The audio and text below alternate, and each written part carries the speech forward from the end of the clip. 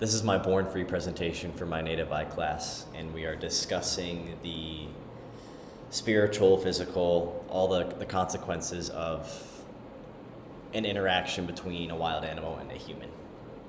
And for this, I obviously chose the story of Born Free. I'll give a little backstory. Joy and George Adamson are a British couple living in Kenya in the 40s and 50s, and George works as a game warden and ends up killing a lion in self-defense. And after this, they decide to go and find its 3 orphaned cubs. Obviously, it wasn't self-defense. They weren't trying to hunt it as trophy. That's what he's serving to protect, actually. So he didn't want to leave these cubs out to dry, and they start raising them. But 2 of them end up getting too large, and they send them to a zoo so they can grow under the care of supervisors, and they're not left out for dead in the wild. But they still keep a female, who they end up naming Elsa.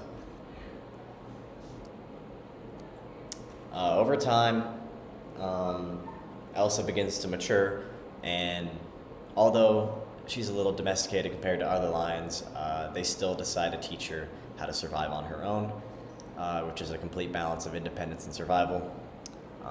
And at the age of 3, they feel she is big enough and taught enough to go and survive on her own. It was a slow process, but they let her go, and she thrived. She ended up living till she was 5, and it wasn't because of lack of survival skills. She was exposed to a tick-borne illness, which ended up killing her. But what's special about this is even in the wild, Joy and George went and visited them again, and Elsa remembered them. And going further off that isn't too unheard of. Elsa became a mother in this time and ended up bringing her own cubs to meet Joy and George, which is something that, especially with lions and animals at that high on the food chain, that is completely unheard of. Being able to trust humans that much to show them your own cubs. And this just goes to just to show how deep their connection was. And getting into the consequences of this interaction, this sparked a capture and release debate. Obviously, it isn't really the best idea, or at least in that world, to domesticate an animal and then release it back into the wild, because you got to think, it's relied on humans for food during all this time, and if you put it back out into the wild, it doesn't have a lot of survival skills that it's supposed to be taught by their parents. However, Joy and George taught the lion these survival skills, and many believe, again, just reiterating on that, they should not be released back into the wild. If the animal is taught the right skills and is raised the right way in captivity, there's a new opportunity for it to go back into the wild. And whether that's for repopulation purposes or whatever, it's just a new door that opened because of this case. It also got us thinking about the human role in nature.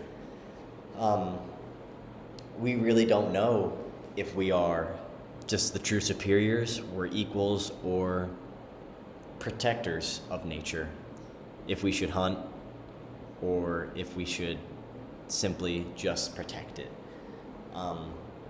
There's always been a controversy over our role in nature. I mean, you could see this in film crews. They're on an unwritten rule where if they see something happening in nature, like animals are in trouble, they are not supposed to step in and help them.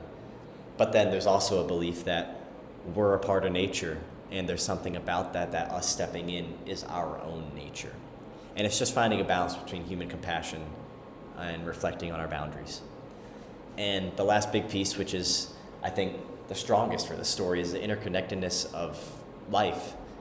The trust and love and the freedom that these people had with this lion, it took precedence over species. We're not typically meant to be friends with lions. It's known that we stay away, they stay away. If we intrude, they intrude. It's how it is. But raising that cub from almost basically birth and teaching it how to survive, it sparked a new connection that's really never been seen with a lion and a human before. I think it's just a huge reminder that humans are a part of the web of life that's a lot larger than ourselves, than just our societies.